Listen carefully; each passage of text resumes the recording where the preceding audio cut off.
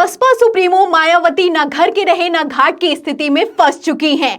आपको बता दें कि मायावती ने बड़े ही बाजे गाजे के साथ ऐलान तो कर दिया कि 2024 लोकसभा चुनाव में बसपा किसी के साथ गठबंधन नहीं करेगी, हम अकेले चुनाव लड़ेंगे। लेकिन अब मायावती खुद इतनी अकेले पड़ गई हैं कि उनके सारे के सारे सांसद बगावत करने की तैयारी में हैं। जी हां, मायावती को 2024 लोकसभा चुनाव से ठीक पहले बड़ा झटका लगने वाला है। और तो और हालत ये हो चुकी है कि बसपा सांसद मायावती पर दबाव बना रहे हैं कि वो इंडिया गठबंधन में शामिल हो जाएं, और अगर उन्होंने ऐसा नहीं किया तो 2024 में बसपा का पत्ता साफ हो जाएगा। तो कैसे इंडिया गठबंधन ने सीटों का गणित पलट कर रख दिया है, मैं आगे आपको बताऊंगी। लेकिन उससे पहले मायावती को कितना बड़ा झटका लगने वाला है, खबरें दिखा देती हूं। खबर आप देखिए नवभारत टाइम्स की। देखिए इसमें लिखा हुआ है कि लोकसभा चुनाव से पहले मायावती को बड़ा झटका, बीएसपी का साथ छोड़ने की तैयारी में सभी 10 सांसद। तो 10 के 10 सांसद तैयार हैं बसपा का साथ छोड़ने के लिए।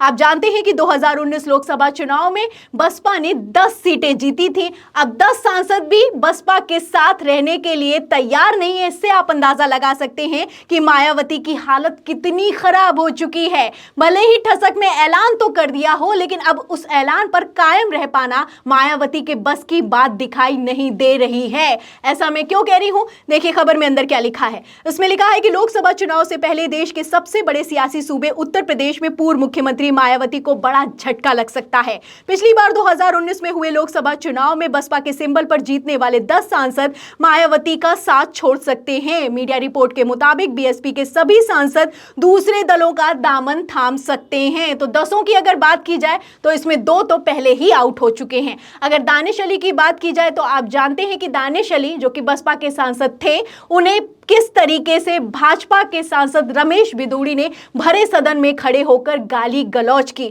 उसके बाद कायदे से तो मायावती को दानिश अली के साथ खड़े हो जाना चाहिए था। अब मायावती तो सामने आई नहीं, राहुल गांधी आए। राहुल गांधी ने दानिश अली से उनके घर पर जाकर मुलाकात की, और इसके बाद मायावती इतना बौखला गई कि उन्होंने एक्शन लिया, और एक्शन लेते हुए दानिश अली को अनुशासनहीनता का हवाला देकर पार्टी से बाहर कर दिया। तो दानिश अली तो पहले ही पार्टी से बाहर हो चुके हैं और वो कांग्रेस के संपर्क में है। और दूसरा नाम निकलकर सामने आता है अफजाल अंसारी का। अफजाल अंसारी समाजवादी पार्टी में शामिल हो चुके हैं। अखिलेश यादव पहले ही बड़ा झटका मायावती को दे चुके हैं, क्योंकि लोकसभा चुनाव के लिए तो गाजीपुर सीट भी फाइनल हो चुकी है अफजाल अंसारी के लिए, और उन्हें वहां से टिकट भी मिल चुका है। तो 2 सांसद तो आउट हो गए, अब बचे हैं 8 सांसद। 8 में से मैं आपको बता दूं 5 तो नाराज चल रहे हैं, और इसमें 3 ऐसे सांसद हैं जो कि कभी भारतीय जनता पार्टी से मीटिंग कर रहे हैं और कभी कांग्रेस से मीटिंग कर रहे हैं। जैसे ही टिकट फाइनल होगा, अगले ही पल बसपा को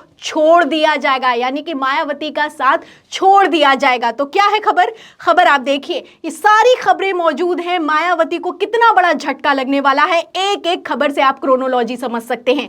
देखिए खबर में लिखा भी है कि बीएसपी सांसदों पर कई दलों की नजर, टिकट की गारंटी पर छोड़ेंगे मायावती का साथ, इन नामों ने बढ़ाई हलचल। तो टिकट की गारंटी जैसे ही बसपा सांसदों को मिलेगी, वो पार्टी का साथ छोड़ देंगे, क्योंकि मायावती इंडिया से गठबंधन करने के लिए तैयार नहीं है और बसपा के सांसद नाराज हैं।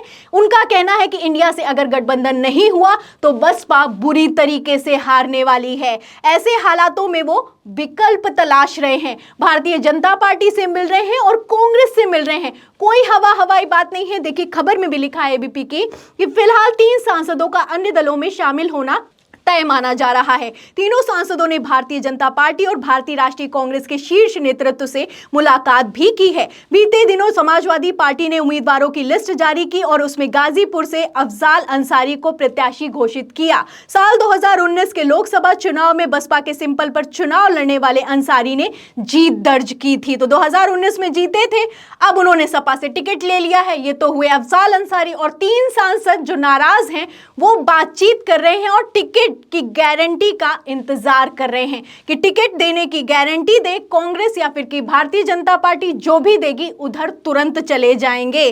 फिलहाल इन लोगों ने अभी अपने नाम उजागर नहीं किए, अभी किसी के नाम निकलकर सामने नहीं आ रहे हैं, लेकिन ये लोग ऑफ रिकॉर्ड बयान दे रहे हैं। नाम क्यों नहीं सामने आ रहे हैं ये भी सुनिए। इसमें खबर में लिखा भी है कि सूत्रों की माने तो आगे आने वाले दिनों में पार्टी के कुछ और सांसद खुलकर सामने आ सकते हैं।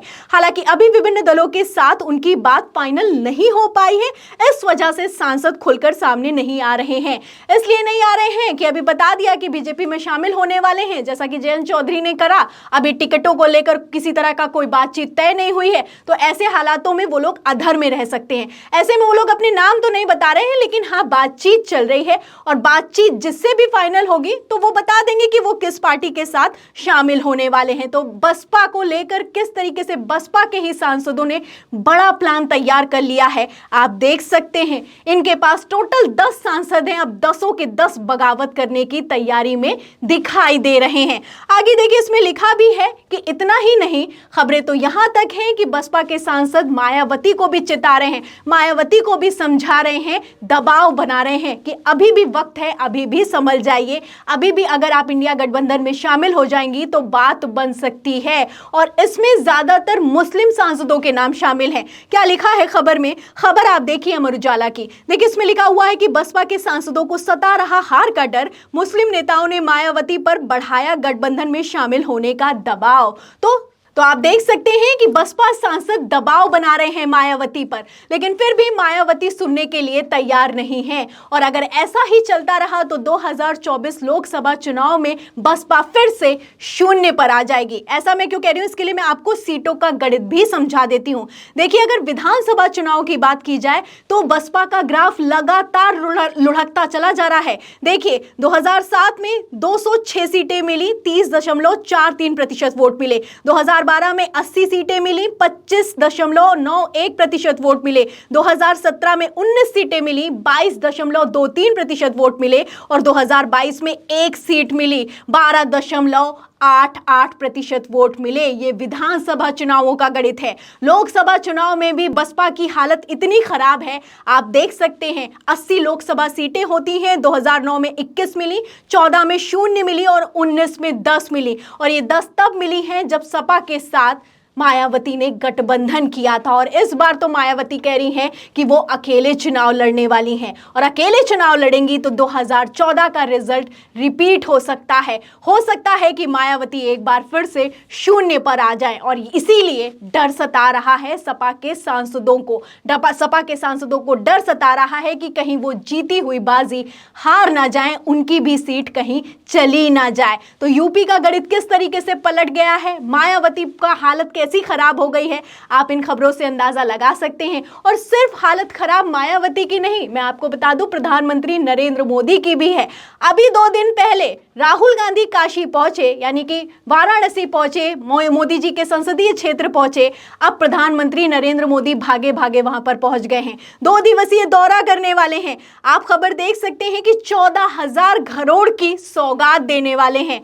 तो राहुल गांधी की लोकप्रियता कैसे बढ़ रही है, आप तस्वीरों से अंदाजा लगा सकते हैं, काशी में उमड़ी हुई भीड़ से अंदाजा लगा सकते हैं। अब इस भीड़ को देखकर और इंडिया गठबंधन को मजबूत होता देखकर प्रधानमंत्री नरेंद्र मोदी के भी पसीने छूट रहे हैं। क्या हालत हो रही होगी, इसका अंदाजा आप इस बात से लगा सकते हैं कि एक तरफ राहुल गांधी पहुंचे, वहीं पीछे पीछे प्रधानमंत्री नरेंद्र मोदी भी काशी पहुंचे हैं। तो मायावती से लेकर प्रधानमंत्री नरेंद्र मोदी इंडिया गठबंधन को मजबूत होता देखकर हैरान है, परेशान है। फिलहाल इन खबरों पर और जिस तरीके से मायावती की हालत खराब हो गई है उस पर आप क्या सोचते हैं, आपकी क्या राय है, हमें कमेंट बॉक्स में जरूर लिखें। वीडियो को ज्यादा से ज्यादा शेयर करें, सब्सक्राइबर बटन दबाएं, हमारे चैनल को ज्वाइन करें, लाइक करें। फिर मिलती हूँ अगली खबर के साथ, तब तक के लिए धन्यवाद।